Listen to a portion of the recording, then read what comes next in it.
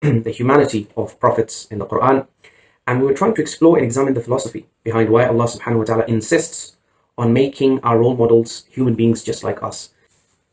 So, one of the reasons why prophetic missions in the initial period especially, and some prophetic missions until the very end, as in the case of NOOR alayhi salam, one of the reasons why they do not receive the kind of spectacular success that one would ideally hope is because of this feature of Allah's policy, which is that the prophets are sent to us in very human form.